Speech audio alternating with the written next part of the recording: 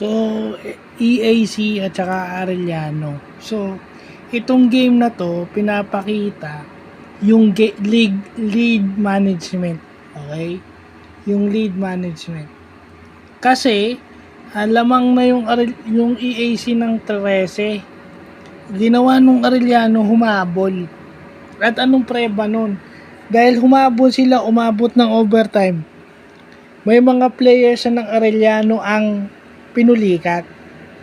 Actually, hindi fault ni King Cortiza na involve yung teammates niya. Pag pinasahan ka ng main guy o ng go-to guy, dapat ipasok mo yun. Kasi tingnan nyo nangyari, pag hindi pinapasok, nahihirapan kayo. Pag hindi nyo nasushoot yung mga tira nyo na kinuha na ng pinakamagaling na player yung depensa para makatira kayo, ano nangyayari? Pag nagmintis kayo, nakakahabol yung kalaban. At kapag ka nakahabol yung kalaban, 50-50 na yan. 50-50 na yan. Pwede kayong manalo, pwede kayong matalo. May time na mananalo kayo sa overtime, may time na matatalo kayo. So, importante sa isang basketball team o kahit na anong team sport na marunong kang mag-alaga ng lamang.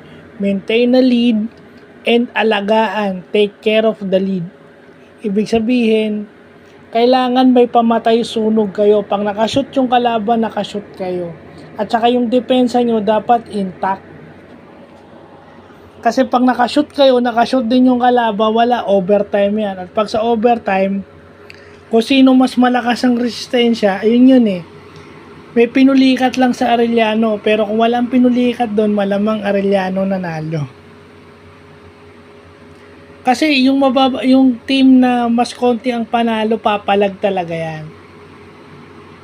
So dapat ikaw pinasok ka ng coach mo, pinapasahan ka ng pinakamagaling mong kakampi, yung pinaka-leader, kagaya nito sa EAC, si King Cortiza. Pag pinasahan ka ni Cortiza, dapat basket yun. Lalo na pag malapit sa ring. Or kung hindi mo malapit sa ring, foul yung kalaban para magpi-free throw ka. Para hindi sayang yung pasa. Kasi pinapasahan ka na nga ng kakampi, minimintis mo pa. Eh, kawawa naman yung kakampi mo. Baka sa susunod na play, hindi ka napasahan niya kasi minimintis mo lang.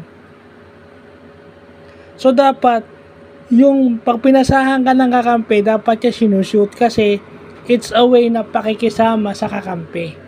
Kumbaga, ina-acknowledge mo, thank you, ipapasok ko to. Kumbaga, hindi kita ipapahiya. Pag malapit sa ring, ha.